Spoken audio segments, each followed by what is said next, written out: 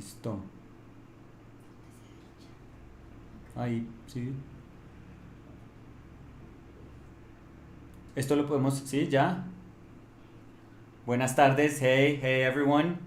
Danny's going to be looking at the computer, so I don't really know what you guys are going to comment. I'm going to be focusing on the painting. Just let me know if the audio is pretty good. And we'll start in just a couple of minutes.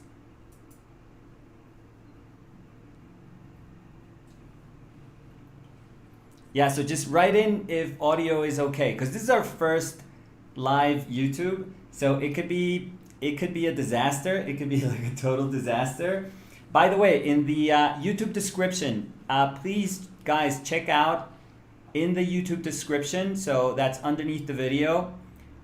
There's a Dropbox link with the image that we're gonna paint today. That I think Danny put it like in the bottom right corner. So it's probably going to be somewhere around here. Just check that out and let me know if you guys can download it and it's okay, and the download is okay.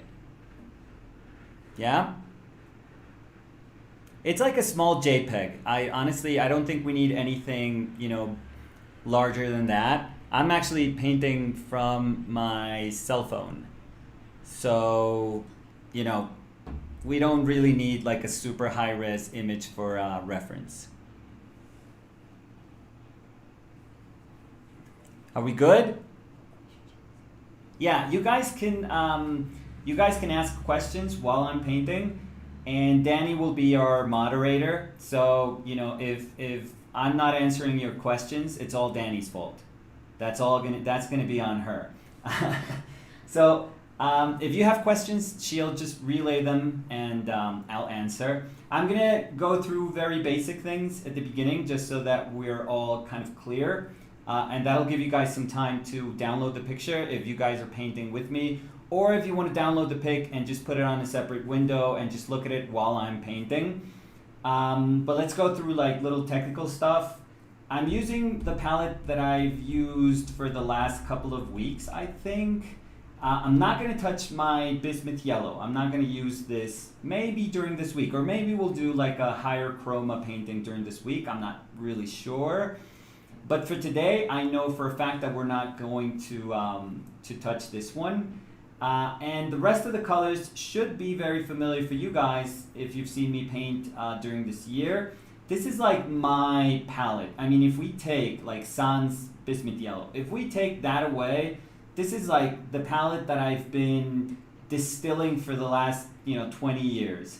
So the palette that I usually use and where I'm most comfortable at is titanium white, yellow ochre, cad red, alizarin crimson. I'm running out of my more expensive alizarin. I don't even have any more. This is cheaper alizarin crimson. This is like a Winton alizarin crimson. Ultramarine blue and raw umber. So honestly, it's going to be a very low chroma palette, very earthy. If you think about it, this is a very cool color, very opaque. This is an earth tone, a yellow earth tone. This is my accent and saturation right here. Today, maybe not with alizarin, but it's going to be my accent of saturation is going to come from this nice cad red. I actually have a nice cad red. I think I have a Winsor Newton, an artist Winsor Newton one, which I can't find right now. But anyways, so that's always going to be a nice pigment for me. I'm always going to try to not sacrifice pigment quality when I want my accents and saturation. And then ultramarine blue, that's like a workhorse blue. And raw umber. So honestly, there's nothing here that would actually let us, have alternatives in saturation, or that would expand like the gamut in saturation. So it's a very, under control palette. I think it's a very, very nice palette, and I love that about my own painting. So with that out of the way, and medium. A lot of people ask about the medium. I use Liquin. I actually use Liquin, which is an alkyd medium. It dries very, very quickly, And that's the main reason I actually use it. I don't use it for, its qualities. It doesn't have much more qualities. It's just a gel medium, so it's kind of heavy body. And when you use it, and if you use it somewhat, sparingly, I usually use it just for my underpainting, or for my darks if I want my darks to be transparent. The painting should dry tomorrow, overnight, so it's pretty good. And I'm using Michael Graham titanium white. That is a fast dry formula. So what I think that means is that it has alkali refined sunflower and synthetic resin. So it's basically this. They put some resin into the paint that enables it to dry, very, very quickly. So so my white being fast drying plus using this is what actually helps me in making like daily paintings and knowing that, I'm going to be able to ship them, probably in a week's time. So if you guys are all ready, we can get started. Questions? ¿Qué pregunta? Hailey South dice, your consistency has been mind-blowingly impressive. Can you share a bit about your daily routine or schedule? Sure. We don't have like a super strict schedule in terms of what time we start.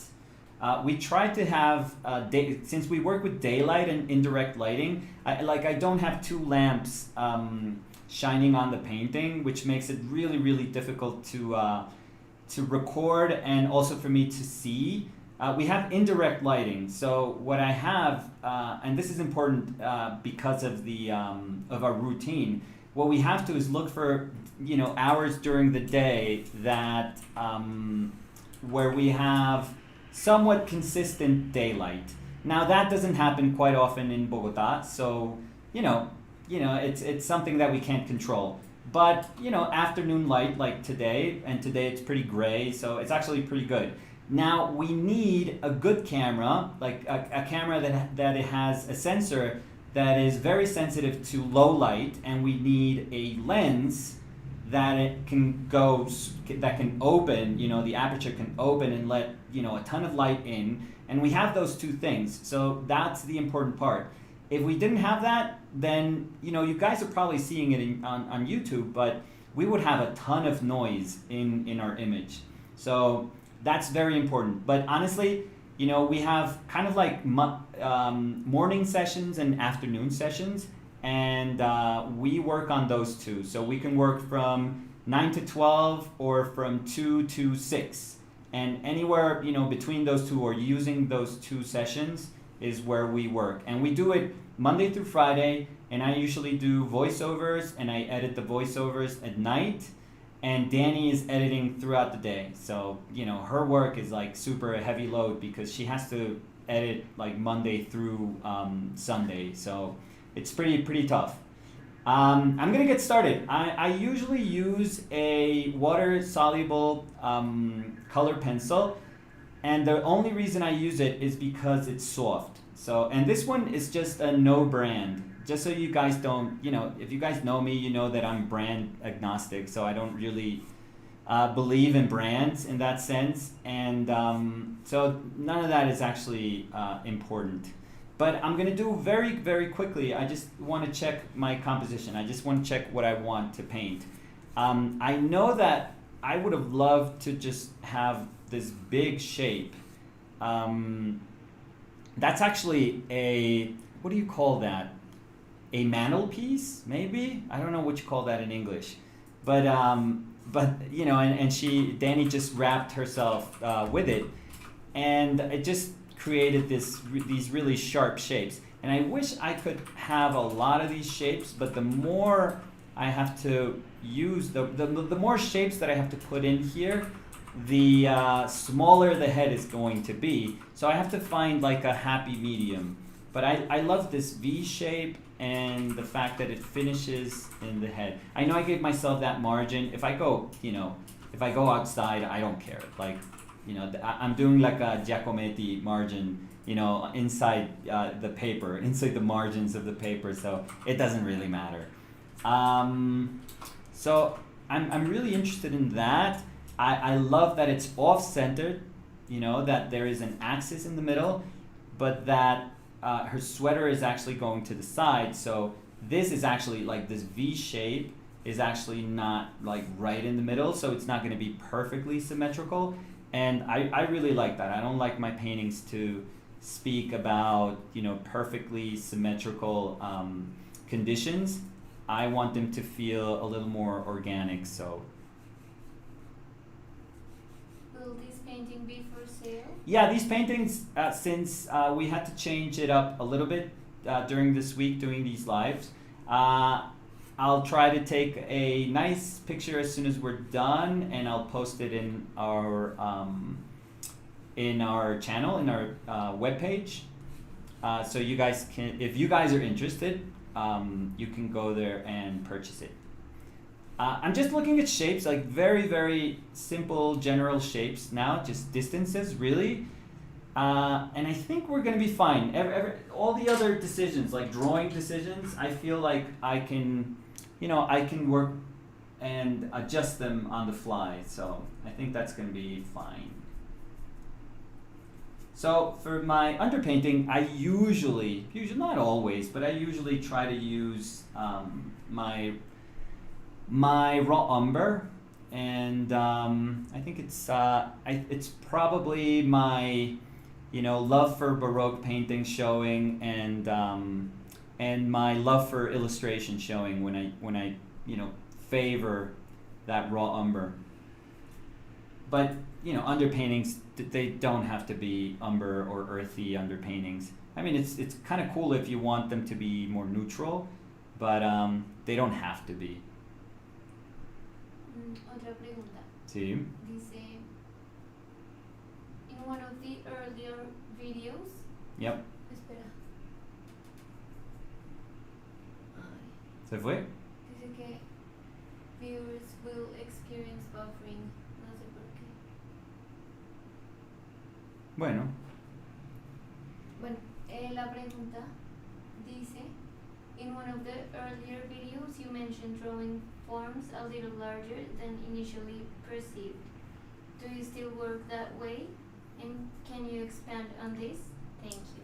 Yeah, it probably what I was referring to, like I don't know exactly what I was referring to when I said that, but probably what I was referring to in terms of the way I would choose to exaggerate certain shapes. Let's call them shapes. We don't have to denominate them. I mean, it could be a feature, or it could be like a very abstract moment in a background. The reason I tend to exaggerate them is because I'm trying to teach myself to understand my response to those shapes. So that sounds a little weird, but it's not really. It's actually very, very simple. One of the most important things for me is to kind of understand how my perception is being shaped. So what that means is that I want to know why I tend to see things in a particular way, or why I'm sensitive to certain things.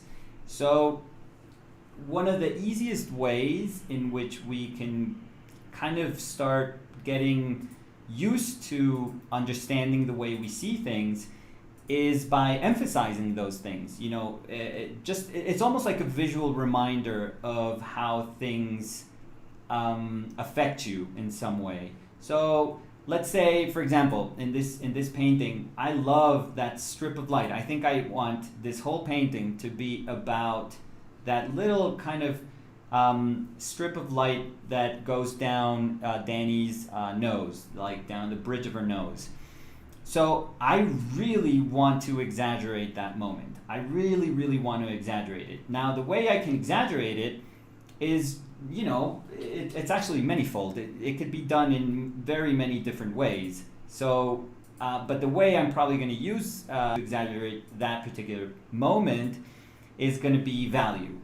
But, you know, value is only one of the, you know, many ways, again, that you can actually emphasize, like almost overemphasize a ton of things. By drawing, by exaggerating drawing, you can also be emphasizing, those shapes that are interesting to you. So today I'm probably going to use a little bit of that value. So I'm going to control the values that are in the head so that I can get that kind of nice bridge of the nose highlight. And I think that's going to be most of my painting, almost like the whole of the painting. I love paintings that I can understand, that I have all this area to paint, but the whole painting is just about like a tiny little moment. Creo que está súper labiado. Me salió un error. Guys, let me know if the video is lagging for you guys. I mean, we're trying. We are, that kind of doesn't depend on us. That's probably like our IP provider, like our internet provider. So there's not much we can do from our part. I mean, we are using bitrate that it's actually pretty high, so I think we should be okay. But, Espera, otra pregunta.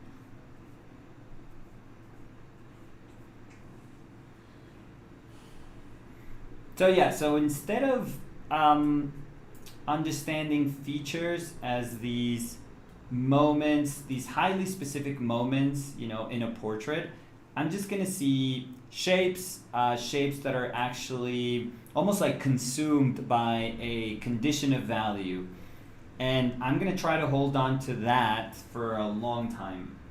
This is a very absorbent paper. It's a watercolor paper, actually. It's a very, very cheap watercolor paper.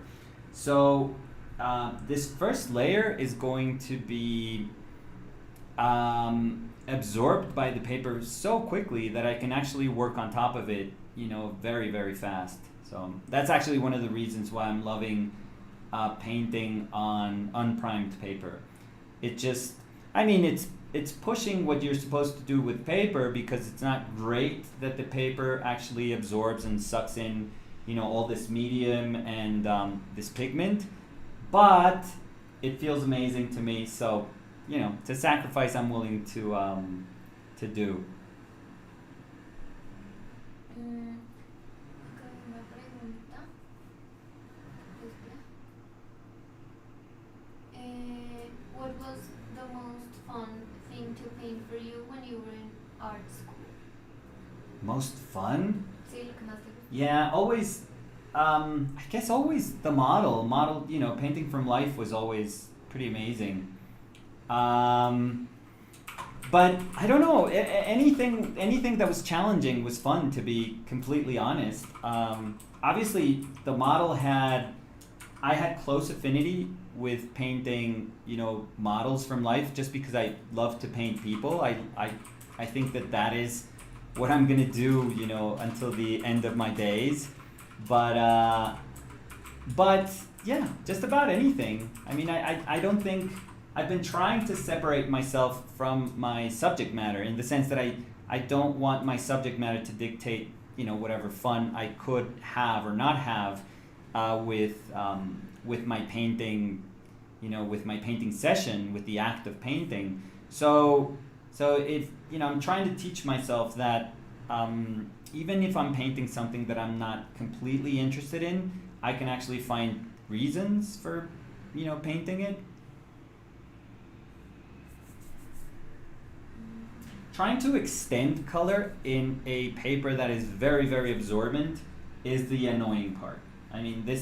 This is kind of annoying. That's why we actually prime surfaces, because just extending color here is not, it's not terrible, and I have like a very cheap synthetic, brush to do this, but if this was very nice, if this was a very nicely primed surface, this would be a breeze. Just to do this would be really nice and kind of comfortable. Just a little bit of medium, whatever medium you're using, if you're using like a traditional medium, it would extend this color very nicely. So that's also like one of the sacrifices that we have to do if we are painting on raw surfaces. Una pregunta en español. En español, sí, al fin. De Wilson Guevara. ¿Qué hubo, Wilson? ¿Cómo le va? Un abrazo, Wilson. Feliz Navidad. Mi amor. Felices fiestas. Feliz buñuelo. No sabes si es colombiano. Es Wilson, sí, yo lo conozco. Dice, ¿no sientes que cuando trabajas con liquid se oscurece un poco la pintura? El liquid, gracias Wilson. Y Wilson además que es súper tradicional, pues es seguramente muy sensible a medios que no son naturales, que no son como, no provienen como de la historia de nuestra pintura. No, a mí no me fastidia que seguramente se oscurezca, Wilson. Por ejemplo, a mí de las cosas que más me encantaba en un museo, y usted seguramente ha tenido el resto de contacto con pinturas de ese estilo, son pinturas que nunca les limpian el barniz, el damar. Y esas pinturas terminan siendo doradas, o sea, tienen esa pátina dorada espectacular que a mí se me hace lindísima. Parecen, no sé, a mí se me hace que parecen como rastros de otras civilizaciones que no pertenecen a esta tierra, o sea, se sienten como si no fueran, no sé, como si no fueran parte de nuestra historia, y eso me encanta. Es como cuando uno ve la Victoria en el Louvre, la Nike, para mí esa estatua es perfecta, y es una estatua que en últimas pues o sea, no responde realmente a lo que era originalmente. O sea, esa estatua, esa figura alada, pues era distintísima, pero ahora ahí en medio de su abstracción a mí se me hace absolutamente preciosa. Entonces, a mí hay cosas en la pintura que no me disgustan para nada, y una de ellas es que una pintura pues tenga una pátina de tiempo, o envejezca, o se transforme. O sea, yo no tengo ningún problema con que la pintura no sea permanente en ese sentido. O sea, no permanente, digamos, en el gran sentido que es que perdure, sino que además que no perdure en su estado original no me preocupa. Creo que dice que el audio está medio intermitente. Es que creo también, es que además escogimos como el mejor día para hacer esto porque hay una construcción afuera, entonces... No, y se está lagueando, o sea que el buffering está tenaz. Bueno, pero, o sea, ahí sí, sí. Y eso que nosotros tenemos súper buen internet, estamos mirando lo del buffering y de cómo, y si ustedes tienen como lag, pero nosotros tenemos buen internet y todo, pero bueno. Y habíamos hecho una mini prueba haciendo un live ahí privadamente y nos había ido bien, pero pues, bueno. Hay una pregunta, pero Sí. no sé pronunciar. ¿Qué es? Dice, what do you think about our Polish painter? Y ya te muestro el nombre, porque no... ¿Cuál será? The Polish Painter. Pero mándate, ¿quién será? No, pues no puedo. No, ahorita. Se llama... Bueno, ahorita mismo. El que está en azul. Oh, I'm sorry. Yeah, somebody referenced a Polish painter, but honestly, that particular Polish painter, I don't know. So I'm sorry. I'm gonna have to look for that particular Polish painter. But anyways, I'm gonna start with my shadows. With my shadow mass, I always try to mass in my shadows. Try not to think about tiny little detail, but just mass them in. It doesn't matter if it's an eye socket, doesn't matter if it's the shadow, underneath the cheekbone. Just mask everything in. And later on I can actually reinforce that darker shape that is the shape of the hair that's going to frame that portrait really nicely. But for now, I'm totally fine.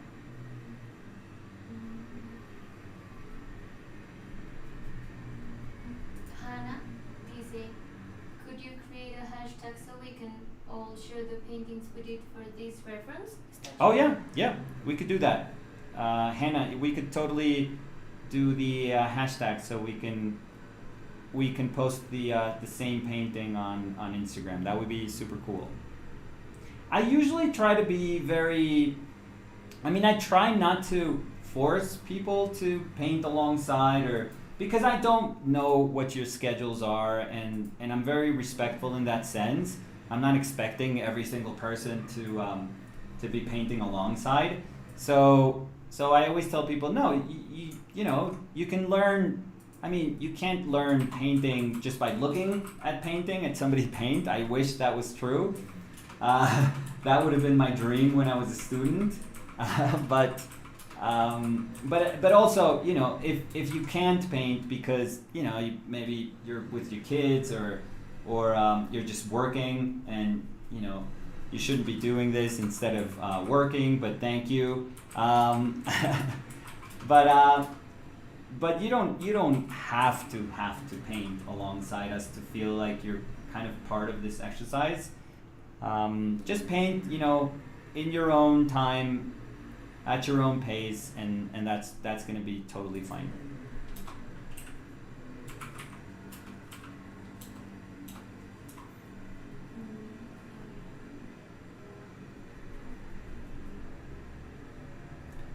I have a nice keyboard that's a mechanical keyboard, and it clacks and clicks, every time Danny is typing. So if you guys hear that, it's just Danny trying to type. So. Ya, le bajé el bitrate y ya. See? Sí. So we're trying a different bitrate for the stream, and maybe that will help with the buffering or with the lag. So just let us know if that's a little bit better.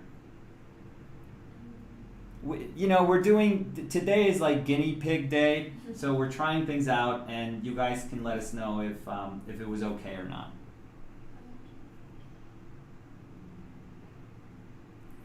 Again, here I'm trying to emphasize a little bit more those edges that I think are more important for that portrait.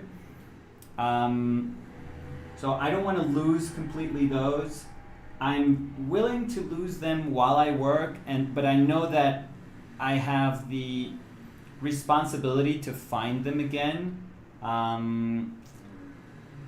And I paint really, I'm going to say I'm not an unorganized painter, but I paint very organically. So if I know that, even though I could be working on something else, but if I know that I'm missing something that I need, like these shapes, these darker shapes to try and frame in that head, and to give me like a better sense of how these two values are working alongside each other,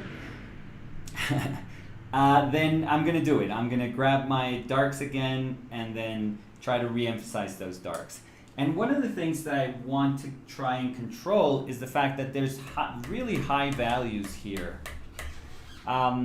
So I really need to control what happens here so that it doesn't compete with that, but I also want that little bridge, that highlight on the bridge of the nose, to be very important.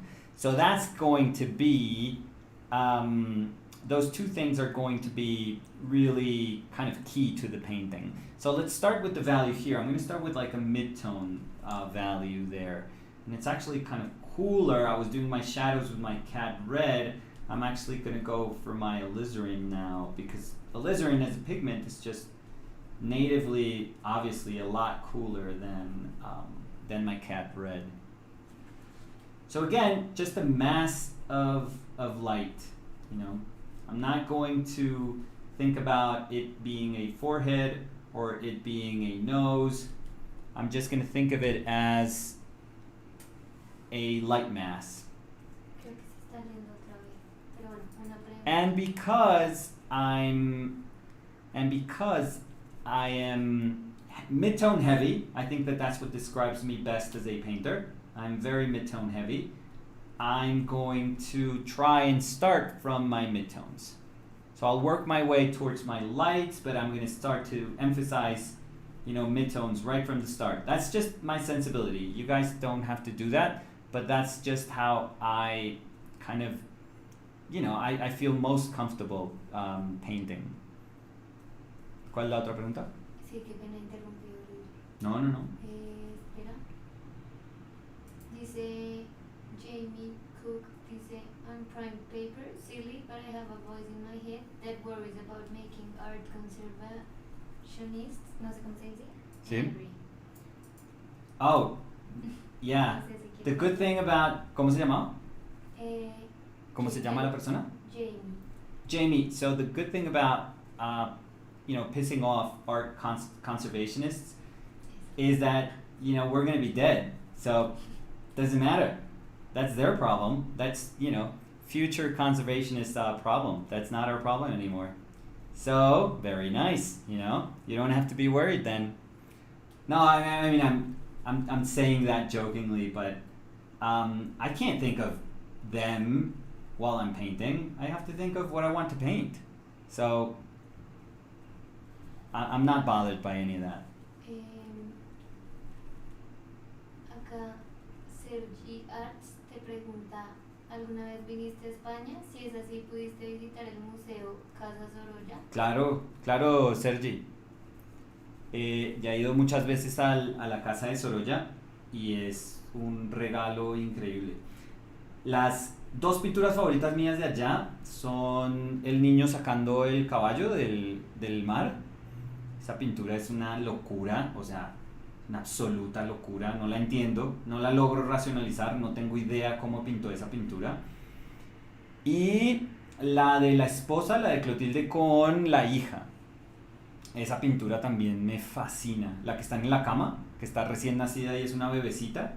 Nada, es muy dulce esa pintura, pero es una locura, es preciosa.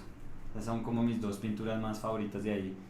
Bueno, el retrato de Clotilde, hay un retrato de Clotilde que tiene una mano, que siempre la ponen como en un caballete, creo que esa pintura, pero la mano de ese retrato es una absoluta locura, es preciosa. Acá preguntan, I want to start oil painting in my sketchbook after my semester. Any suggestions for paper? Yeah, I used to put a transparent acrylic binder. So if you want to protect your sketchbook pages, you don't have to, but if you want to do it, you can just apply a transparent acrylic binder on top, and you'll be totally fine. That's what I did for my sketchbook project, and we filled a ton of sketchbooks, and they were totally fine. So they were totally fine before we said goodbye to them, but they were in perfect shape. They died in a perfect shape. So yeah, you won't have trouble. I mean, this sounds sacrilegious, painting on paper sounds like, oh my God, you shouldn't do that, that's terrible. Honestly, there's so many examples. I mean, not a ton from like the Baroque periods, but if you go from even maybe Romanticism, so 18th, no, I don't know if 18th or not, but for sure 19th and 20th century, there's so many examples of works on paper that we have a pretty good idea of the way paper is going to behave when being attacked by all these terrible things that painting has and mediums have. And the cool thing is that paper is actually a lot better than, at least in terms of acidity, than it was 100 years ago. So if paintings that are 100 years old are faring well, if they have a sort of good life, then chances are paintings are going to be fine too. I'm not going to say that they're going to last 300 years, but I can guarantee, like for the people that are buying these, I can guarantee 100 years. If not, money back. Just you're going to have to deal with my children for that guarantee, but I will tell them that they have to honor it. So if you just show up where they live, I'm not going to tell you where they're going to live in 100 years, but if you guys show up with a painting that it's in a terrible, horrible state, they can give you your $100. I don't know if the equivalent of that, probably not, but $100 in 100 years. That's still something. I'm sure that's good for something. So. Do you usually paint in this way with a flat brush? I'm using 2 flats and a round, so yeah, I try to mix them up. The thing with a flat is that it gives me super clear shapes in terms of structure and planes, so it helps a ton. And again, these are very, very cheap brushes. Anyone that's from Colombia will recognize them, and these are very, very cheap. I mean, this brush is probably not even $1 for sure. So I can go through these, and I don't really go through these. Like, I probably use them for months and months. It's not like I'm just wasting, I'm just using them as if they're recyclable. No. I actually use them quite a bit. The thing is, they become splayed, quicker than a, nicer rosemary brush, let's say. So they lose their shape, and when flats, if you really want to use flats to speak about those changes in planes and structure, and if they can't hold their shape, then, they're not great. They're not really great for what they're meant, for what you are, kind of using them for. So you have to change them. But I actually keep them, so if they are splayed and they lose their shape, I just use them to scrub, things in the background or in larger shapes, and I think that's totally fine too. Una pregunta en español. Dice, Sí. Hace poco terminé, Paula Soto dice. ¿Qué hubo, Paula? Hace poco terminé la carrera de Bellas Artes y siento que no he aprendido todo lo que podría sobre pintura. ¿Tienes algún consejo para artistas emergentes sin demasiados recursos? Hola Paula, felicitaciones por haber acabado. Yo te digo que yo estudié en un sitio que es muy chévere y que cuando me gradué tuve la misma reacción que tú tienes. Entonces, no, ahí es donde uno se da cuenta que el aprendizaje no para por el solo hecho de uno haberse graduado. O sea, esas son como unas formalidades que uno le ha impuesto a la vida de uno y en particular a la vida profesional de uno. No. Uno no para de trabajar uno no para ni de trabajar ni de aprender por el simple hecho de que uno se haya graduado. Entonces, convéncete de eso y simplemente sigue entendiendo como todos los momentos de tu vida como si fueran momentos que están hechos para el aprendizaje, que están como dirigidos hacia el aprendizaje. Porque lo malo también es que uno después piensa que todos los momentos de la vida profesional de uno tienen que ser dirigidos hacia trabajar, hacia hacer más y más y más trabajo. O sea que ya no es el momento de aprender, sino que es el momento de producir profesionalmente. Entonces, y eso también es un daño terrible que nos hacemos a nosotros mismos, porque entonces pensamos que nuestra vida académica paró, o sea, que ya todo ese momento como que culminó y que ahora lo que queda es empezar a trabajar como artistas profesionales. Y no, un artista profesional todo el tiempo igual sigue. Un artista profesional, bueno, eso es una manera como nos denominamos, pero es una estupidez, eso no importa. O sea, yo que tuve la fortuna de enseñar en la universidad, en la Facultad de Arte 12 años, conocí artistas jóvenes que uno no puede llamar, digamos, profesionales en el estricto sentido de la palabra, que eran más interesantes, o sea, infinitamente más interesantes y más brillantes que un montonón de artistas profesionales que he conocido en la vida. Entonces, el que uno ya se llame profesional no quiere decir absolutamente nada. No, sigue buscando, eso hay recursos, o sea, utiliza los mismos recursos que utilizabas cuando estudiabas. Entonces, para mí, cuando me gradué y donde yo quise seguir como con mi educación, porque pues ya era responsabilidad mía, ya no se la podía yo chantar a la universidad o a una institución como decirle, ay, edúqueme y si no me educa entonces es culpa suya el que yo no sepa cosas. No, eventualmente uno se da cuenta que pues al final también responsabilidad de uno educarse a uno mismo. Y lo que hice fue meterme a foros así súper ñoño, bueno, no sé de dónde sea Paula, pero yo empecé súper de España, bueno, ñoño decimos en Colombia como a alguien que es muy estudioso, sí, como muy estudioso, que es que creo en España que ñoño es un poco distinto, pero no, yo era súper ñoño y decía, ay, lo que me interesa es aprender como técnica, o sea, pura técnica, y yo me metía en un montonón de foros que me enseñaban técnica, cosas acerca de técnica de pintura, y yo era feliz metiéndome como yo no lo hacía mucho, pero a ser parte de discusiones, o sea, había gente que peleaba resto por esas cosas ahí en ese foro y eran peleas re estúpidas, al final todo eso es una tontería, pero era chévere y esa fue la manera como yo seguí educándome en aspectos técnicos. Ya en aspectos, digamos, que tienen que ver con qué es lo que va a tratar de decir uno con su trabajo, bueno, eso se demora, o sea, eso no, yo creo que eso no hay una fórmula para eso. Yo creo que eso también es parte de la vida y uno tiene que ser como sensible y honesto y saber que eso se va a demorar. O sea, eso no es una cosa que pasa de un momento a otro, eso es como cualquier aprendizaje de la vida.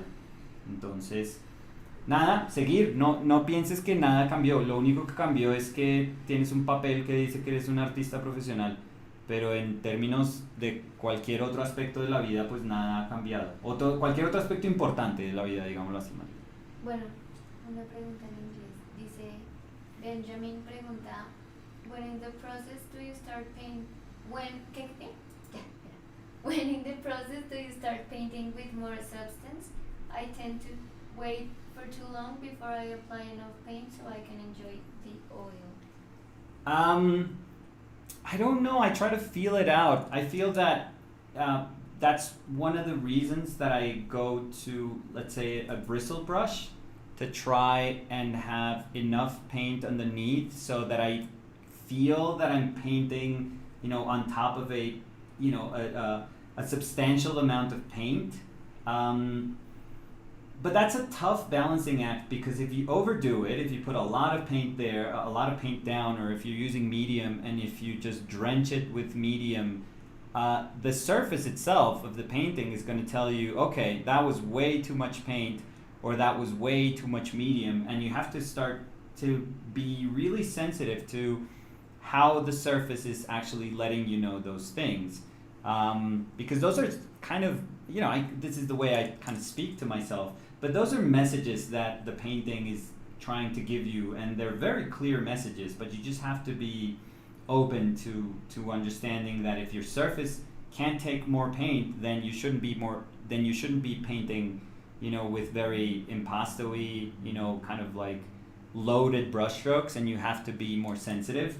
And if you're painting, and if you don't have enough paint and you're trying to push paint around, then your painting is telling you like, hey, that doesn't work.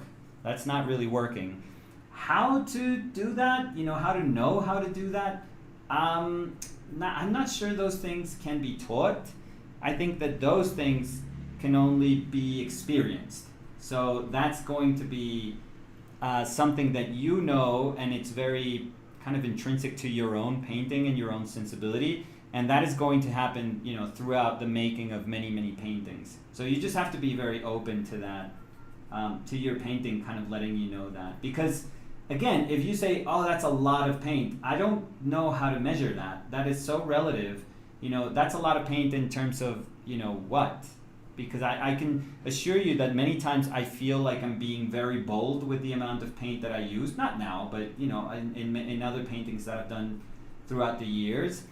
And when I feel super, super bold, then I suddenly look at somebody's painting that, where they were insanely bold, and I'm like, oh my God, I'm not using any paint at all. And here I was feeling like I was this sort of hero just because I was using, so much paint. But so again, it's relative to what you want to say, to what you want your painting to look, to look like. So. Acá preguntan, Hi, do you ever paint from imagination? I've tried it. I'm gonna be super sincere here. I've tried it, and I think I spoke a little bit about that in our when was Carl's video? I think last Thursday's video. See, Carl. Video? See, I think Carl, where I painted Carl Kapinski, was last Thursday's video, Sí. and I was speaking about how it's kind of sad for me because I used to paint from. I used to not paint because I didn't know how to paint before I went to art school, but I used to draw from my imagination almost exclusively, and it's something that I feel I lost. You know, I really feel that that's something that kind of disappeared once I started painting from life, which was, you know, my education was almost exclusively drawing and painting from life. So once I started doing that, it's almost like you are bound to nature. You know, that doesn't sound bad because nature is, you know, is the universe. So we can't feel that nature is something that limits us. You know, if anything, you have to feel like nature is everything. You know, if you work from nature, then you have the ability to just about do anything you want. It's complete liberty. But what I was referring to that day was not so much about feeling limited while working from nature, but just understanding that there's something cool about creating worlds and beings and, you know, these weird, you know, characters or settings that don't really have to respond to like the natural laws of the universe that we, you know, that we all share and live in. There's something super, super beautiful about that. And that's something that I'm going to say that I truly miss, you know, I truly, truly miss. And I was saying that, you know, there's another life, there's like a parallel universe. This is like Nicolas' multiverse. So, but there's a parallel universe where I maybe would have been able to follow that path, and I would have been just, you know, drawing comic books and you know, painting these weird characters from my imagination, or at least my imagination being aided by, you know, nature. But that's not the life that I chose because I think that this is a choice, you know, regardless. No, I actually ended up choosing, you know, working and painting from life, and it's something that I've adored ever since, you know, if I'm doing it still, it's because it's something that I just completely enjoy and I adore. But there are inherent sacrifices to it also, and the sense of liberty that that you see when you see. I always reference him, but he is the best in the world, I would say, at doing this. But the sense of liberty that you see when Kim Jung-gi is drawing, it's just this unbound imagination. I mean, there's nothing he's kind of, you know, responding to. He just responds to his own whims and just the weirdest of desires.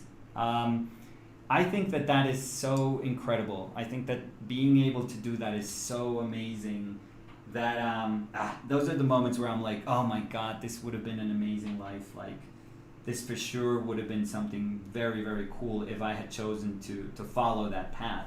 But the reason I didn't follow that path is because I think I sucked at comic books. I wasn't really good at visual storytelling. So I told myself, why am I going to just force something that I'm not good at? What I love is to make single images, like these images that almost feels like, they almost feel like windows to other worlds. Let's just concentrate on that. And painting was just this perfect fit for that. Painting and my love for illustration, obviously, were just this perfect fit for that. So yeah. So I think I can do it. But I don't know if I would be very good at it. That's all I'm going to say. Samara pregunta, I have kind of difficult time to express a message through my art and it's subject to my paintings. Any tips? Just don't force yourself into thinking that you have to understand absolutely everything that you're saying while you're painting. I've talked about this before, but many times the act of reflecting upon what you're saying doesn't quite go hand in hand with the let's call it the tempo, like the tempo that the creation of a painting actually has. So don't force yourself. Many times you can paint something and you don't get it, and maybe you don't get it for a couple of days, and that would be really wonderful, honestly. Or maybe you don't get it for years. It can, and it's fine. It's totally normal. Like any of those two extends, any of those two kind of like times can be perfectly fine, and you don't have to feel weird about it. So that's why the academic process, where us teachers, I mean, I'm not really formally a teacher right now, but I was for many years, but I think it's very unfair. I think it's incredibly unfair to many times just ask people and to judge them as if they are responsible to know exactly what they're trying to say, because it's not natural. It really isn't. And to say it is would be a fallacy. I mean, that's not the way art usually develops. There's a painter that I really like nowadays, a contemporary painter, Jennifer Packer, and I remember her sharing. I mean, she probably said it elsewhere, but she was sharing this in a post on Instagram, and she was saying, "I finally understand why I'm painting flowers." And she then went into the reason of why she was, doing these flower paintings. And it was so nice because, that's how people actually behave. That's so normal. But, when we're quote unquote professional artists, we don't have to obey like this order that was set by institutions and by academies. It's not like, hey, you have a show or you're doing a series of paintings, you have to immediately understand what you're doing. It's like, no, I'm actually going to obey my own time for this, and I could actually have a show and not have clarity as to why I painted some things, and then that reason can be clear after I talk to other people or after I reflect a bit more. And what is wrong about sharing those reasons like then and there? Like there's nothing weird about not understanding our reason for painting at that precise moment. But the weirdest thing is that the art world, and specifically or better, starting with the academy, we don't approve of that. We call some of that, we many times think of those things as being things that an immature artist would do. You're not mature enough to understand your own work. It's almost like you are not understanding all the variables that you need to understand to produce, whatever type of work you're producing. So, go back and come to me and talk to me when you are ready. You're not ready yet.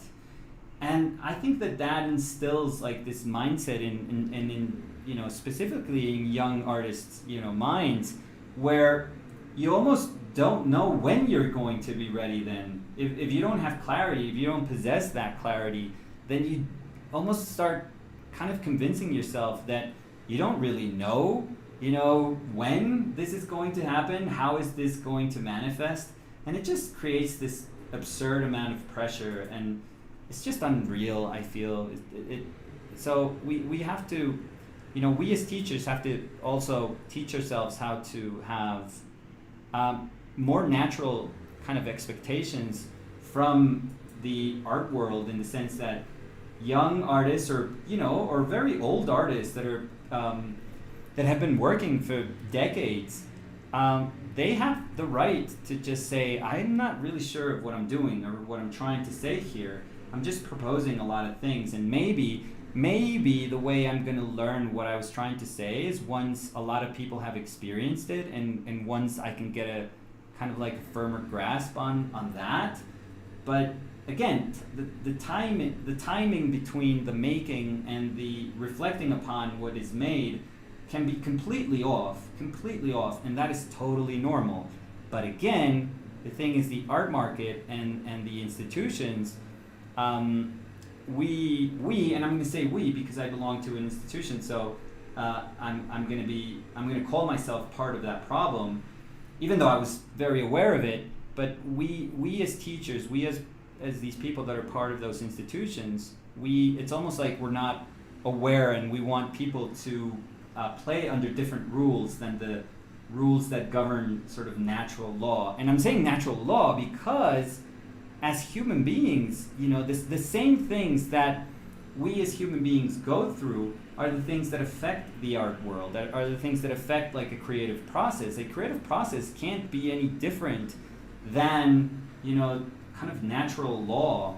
So if we as human beings are, prone to uncertainty, why would our painting, in this case, or why would any other, piece of creative media not be affected by those things? It's just unrealistic to suppose that they're not, that they shouldn't be.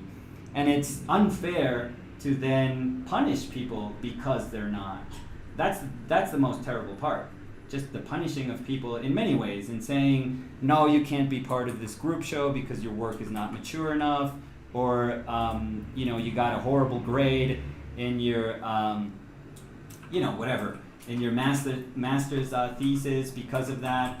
So all those things I've always been aware of, and I've always considered them as being horribly, horribly unfair. So, yeah. Una en español, ¿te parece? Sí, sí. Hola Nicolás, saludos desde Colombia. ¡Viva Colombia! Siempre he sido más del dibujo de línea y confío mucho en él. ¿Qué podrías recomendarme si quiero aprender a pintar en óleo? Entonces, si uno, pues no es que el óleo vaya en directa oposición a un dibujo, o sea, no lo pensemos así, porque es que muchas veces nosotros creemos que la pintura al óleo, y además es como si pudiéramos decir la pintura al óleo y eso envolviera un montonón de variables, pero la realidad es que no. Decir pintura al óleo es tan como, o sea, habla de tantos universos, pero normalmente, digámoslo, que para tratar de responder a la pregunta, porque más o menos entiendo por qué lo dices, normalmente cuando uno pinta al óleo uno siente que eso tiene que ver más con masa, con volumen, con masa, y son masas que responden más a tono que, digamos, a contorno, que si uno estuviera como concentrándose en idea de contorno en un dibujo de línea. Entonces,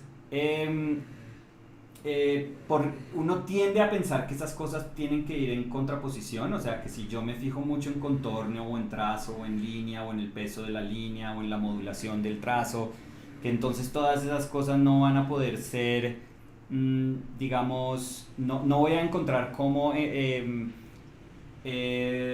representarlas de una manera equiparable en la pintura, mediante el acto de pintura. Y la realidad es que sí, o sea, no creas que son distintas por el solo hecho de que se manifiestan distinto.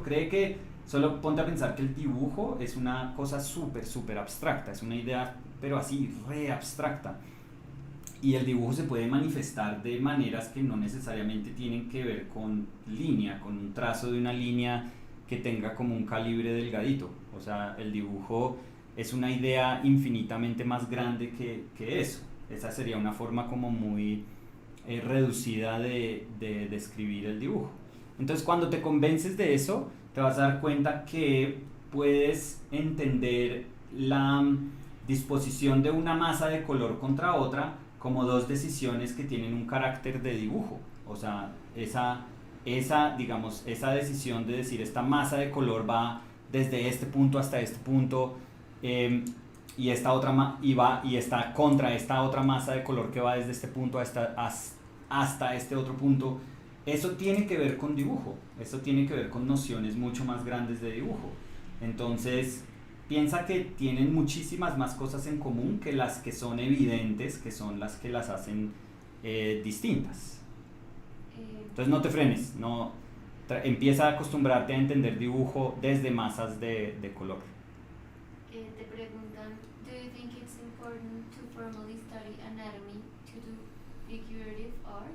No, I always steal I always steal this comment from James Jean, because he said all my anatomy came from comic books, and I always steal it because there is truth to what he's saying in terms of my history, and in my case, I'm the same way. I never took an anatomy class in school. I actually ended up giving anatomy classes in a workshop. But I think for the people that actually were attending them, I think they can say that I did pretty well, because anatomy, formal anatomy is something that I think you can learn. I think it's information.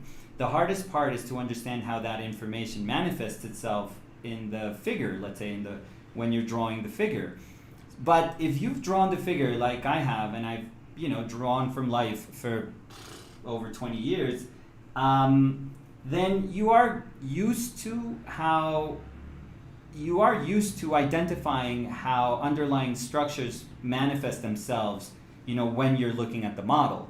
So it's not going to be a surprise. But what you have to do is then teach yourself what is causing those manifestations, what is causing those things to manifest, and how do they work. And I think that all those things you can learn, all of those things are there in books, and there's a ton of resources there so that you can learn them. If what you're looking for is kind of a way in which you can practice that while painting from your imagination or drawing from your imagination, which is, what people that do concept work for video games and animations and movies do, then you probably have to study a lot more in that sense. You have to have a lot of clarity, because you're not going to be using the model, a lot of times in your day-to-day kind of creative process. But if that's not the case, then you should be good just going at it at your own pace and just looking for information in books. That's what I did, in a bunch of books and apps. I actually used a ton of apps that are super good, that can actually teach you how to understand the layering of the body. So that's super cool. What are some illustrators you're inspired by? Oh, wow. I mean, spanning history? Because probably the ones that inspired me when I was studying, I mean, they still are, regardless of if they're working or not. But, I was, one of the first books that I saw when I was a kid that belonged to my brother. So I'm actually super, super grateful that my brother had really cool books, but was Frazetta. Frank Frazetta was, he was in the cover of this fantasy book, and I was like, yes, that's exactly what I want to do for the rest of my life. I just want to draw and paint monsters, and if that, I couldn't really imagine that could have been like a life, but I was like, yes, that's all I want to do, and he was absolutely amazing. It was just magical seeing those things. I've even spoken about how they felt forbidden. They were my brother's books, and they felt like, I was probably like, maybe 7 or 8, just looking at these books, and it felt like I was doing something that I wasn't supposed to be doing. And I was like, I don't know, these books are weird. But I loved every minute of it. And eventually, I discovered comic books. So I discovered very traditional comic books, like your superhero comic books that had, I guess I'm speaking about Jim Lee, sort of comic books, or any Image, Todd McFarlane, Image comic books when Image started. And eventually I discovered, like, I don't want to call them more mature comic books, but comic books that spoke about, different things. So, that moment was incredibly cool for me, just realizing that these are actual kind of, these can actually tell stories. This is a medium that can actually, by the way, I tried for a second to zoom into my painting. That's how, badly I've become used to using my dumb cell phone. But Jeff Darrow, like Hard Boiled, I remember that comic book, or or George Pratt, Enemy Ace. I remember that novel. Or, you know, obviously Arkham Asylum. So a lot of like Frank Miller, Dave McKean, Bill Sienkiewicz. I remember just growing up with those and just saying, wow, this is absolutely amazing. And eventually, you know, I discovered like Golden Age American illustration, which I wasn't super, I mean, I'm Colombian, so I wasn't super aware of. So I eventually kind of discovered Rockwell and Cornwell and Meet Schaefer and Leyendecker. So just incredible, you know, Golden Age illustrators that just kind of blended everything that I wanted to do. And that was my career. I ended up, you know, being an illustrator, and I ended up working as an illustrator, you know, in an illustration studio in New York for some years. And you know, it was pretty amazing. It was really amazing. But again, I guess what brought me eventually back to painting was just wanting to just do my own work. You know, I eventually understood illustration as something that you would have to respond to, you know, art directors and to ideas that were not really your own. And my interest, I would say, I was interested in thinking or just identifying what, you know, that if I had the liberty to make, what was it that I was going to do? I was super curious about that. I was like, okay, but if I'm given the chance to make something myself, what is that going to look like? And I think that's what kind of moved me to say, I have to paint, I have to figure this out for myself. And eventually that's what made me quit and come back home and say, okay, I'm gonna lead a life of painting from now on, and I'm gonna try to identify what it is that I you know, what it is that it means to be a painter and what sort of painter I'm supposed to become if I concentrate, you know, all my efforts into that. So una en español. Sí. By the way, before that question, I'm lowering this value because I don't want that very sharp, you know, kind of light shape there. So I'm lowering that value a little bit. I'm doing that super consciously. So anyways, Spanish question. Or question in Spanish.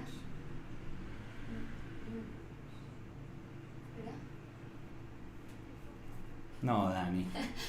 ¿Para qué? The moderator, Yeah. horrible job, by the way. I mean, we didn't want to say it, but come on. Dice, ¿planear la composición del color antes de pintar o es un proceso intuitivo para ti? Saludos desde Puerto Rico. Saludos a hermana boricua, hermano, ¿no? El ¿No usuario sabemos? es Moon Whisper. Bueno, entonces, Moon Whisper, boricua. No, yo creo que para mí es más que ya entiendo mi paleta y conozco la paleta y soy súper familiar con lo que puedo hacer con la paleta. Entonces, ya cuando, digamos, si estoy pintando hoy, por ejemplo, esta imagen de Dani, tengo una idea en la cabeza de cómo abordarla, pero tengo una idea en la cabeza ya como interpretándola con los colores que tengo. Es decir, casi que no quiero decir que me anticipo a mi paleta, pero siento que la relación que tengo con mi paleta es suficientemente fuerte como para decir ya más o menos sé en dónde, digamos, en el espacio de mi paleta que va a vivir esta pintura y las decisiones que voy a tomar en mi paleta para poder ejecutar esta pintura. Entonces es como súper chévere porque no es que uno ya esté pintando en la cabeza, sino que es que sabes cómo la paleta va a responder. Tu paleta va a responder a digamos, a ese incentivo que le estás dando cuando dices quiero pintar esta imagen. Pero lo que uno no sabe es qué va a pasar en la ejecución. O sea, yo me puedo anticipar y decir, sí, listo, esto lo voy a pintar dentro de este rango de mi paleta, esto dentro de este otro, pero lo que nunca puedes anticipar es que uno pueda estar sintiendo que le va a ir increíble pintando la pintura y después la embarra en 1000 sitios y uno, o sea, esas son las esos momentos del acto de pintura son los que uno nunca va a poder anticipar, y ahí es donde uno tiene como que esperar que no sé, la experiencia de haber pintado un pocotonón de cuadros, no digamos la experiencia de haber pintado un pocotonón de cuadros, porque eso significaría que quien no tenga esa experiencia entonces va a tener como le va a ser más difícil poder como salirse de esos momentos que sean difíciles en el transcurso de la ejecución de la pintura, sino que la experiencia que hayas adquirido con las pinturas anteriores, cualquiera que sea esa experiencia. Si has pintado 2 veces antes, pues son esas 2 pinturas, o si has pintado 100 pinturas antes de esta, pues son esas 100 pinturas. Entonces esa experiencia va a ser la que te va a dar como unas guías, unas directrices sobre cómo puedes interpretar ese camino por el que cogió la ejecución de la pintura, que de pronto es distante al que uno imaginaba cuando uno se trazó ciertas directrices. Entonces creo que es eso, creo que es como la mezcla de las pinturas que hayas hecho, más lo que conoces de tu paleta, más lo que puedes hacer durante el acto de pintura para ir como corrigiendo el curso de la pintura, o ajustando, o corrigiendo si sientes que lo quieres llevar a un sitio en específico, o ajustando ese curso si sientes que pues lo que está pasando es distinto a lo que querías que pasara inicialmente, pero que te llama la atención, porque hay veces también pasa en ese tipo de cosas. Preguntan, I didn't watch all your videos. Y viva Borinquen. Ya, qué pena. Sí, no. Maybe 50% and counting, but I never heard you mention Vincent van Gogh. Can you share your thoughts about him? Did he influence you in any way? ¿Se llama Matthews o Mateus? No sé. Sí. So the question regarding Van Gogh or Van Gogh, or I don't know. I mentioned? I think I did. I actually did mention, because when I was painting Danny's shoes, this was actually a test of my memory. When I was painting Danny's shoes, I said the most obvious reference, when I'm painting, Danny's shoes, is going to be Van Gogh, because his boots are just, some of those paintings are just incredible, are just really, really incredible paintings. But I'm also very, very aware of how difficult it is to reference him, because I think that he's become such a commonplace. I mean, he's probably in more coasters and napkins and calendars than he is in museums, around the world. So he's become this idea of a painter. I think a lot of people don't know him as a painter, but have this idea of him as a painter. And that idea is actually easier to understand than him as a painter, than the actual idea of him as a painter. And I think that the idea of the painter is actually easier to understand because it's a wonderful kind of human story. If you emphasize the human aspect of that story, of this painter that just suffers through life and then has no recognition, and eventually has to be aided by his family and a lot of his painter's friends to try and make means throughout his life, and that us now with time we can actually say, oh my God, this painter was a genius and he deserved all the recognition. He deserves all the recognition now that he never got. I think that just emphasizes a concept of painter or of artist, because I think he transcends the world of painting, really. But I think that is something that a lot of people kind of associate with artwork. The inherent sacrifices that you have to make when you're an artist, that you are inherently born to suffer. You can't have a good time while you're being an artist. You can't have you can't not suffer, because if you're not suffering, it means that you're not doing something right, that you're not actually leading a life that is conducive to making honest artwork. And I guess I don't appreciate those sort of lessons of the story. I think he was a very capable painter. I mean, the fact that he did something that was very uncommon which was trying to inject, this feeling, this emotional feeling that was in contraposition to what colors were meant to be used for.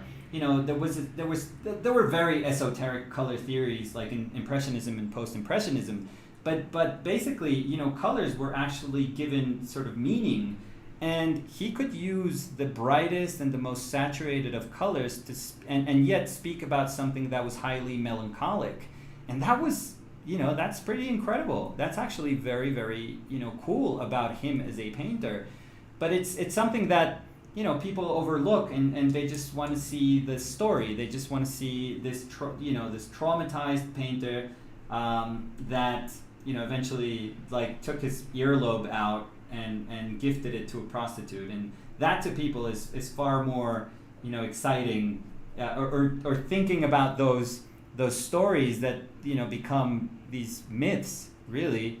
That to people is more exciting than anything that we could just speak about color theory, surrounding him as an actual painter, as the painting, as the painter side of that painter. But I don't believe that painters, that you're meant to suffer. I don't believe that wonderful art can come from deep suffering.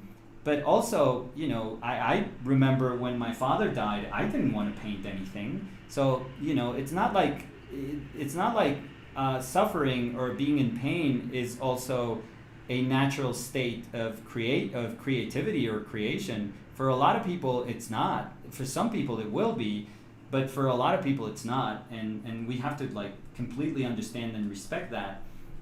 So.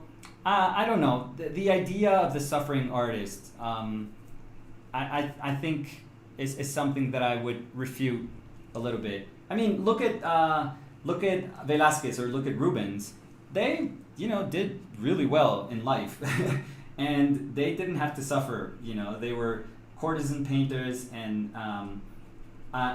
they did amazingly well. So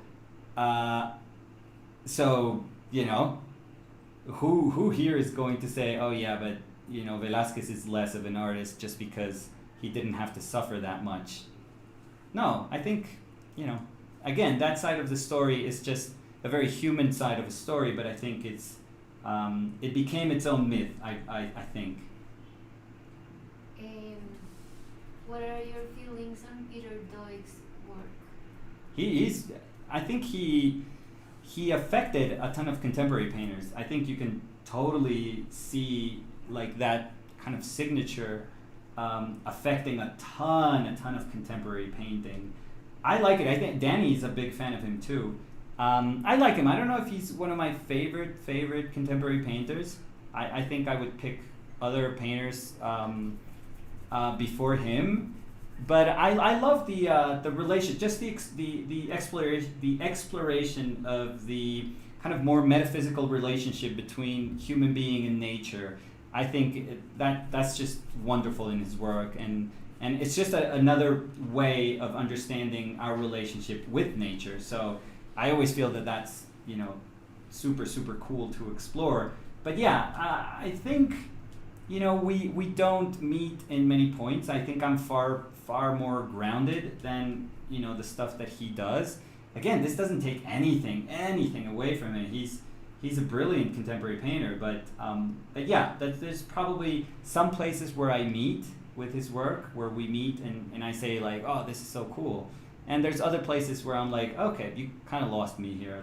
I like to have a bit more sense of clarity in what I look at and what I enjoy. So. By the way, I'm scumbling this kind of initial layer of light. Let's not. I know this is a kind of white mantelpiece, but it is a lighter, more grayish version of what it actually is. I just feel much more comfortable with it. I think it would have been strident if I would have just went for that super high lights. I'm not sensitive to those. I don't really like those. I think I reject those quite a bit. So what I'm doing is I'm basically giving it a base, and then I start from that midtone, and I try to build from that midtone. So I feel, again, far more comfortable doing that than just having like all these super high values. So my paintings are always going to be grayer, but I'm consciously emphasizing that. I know that about myself. I know that that's the painter that I am, and I'm super comfortable being that painter. So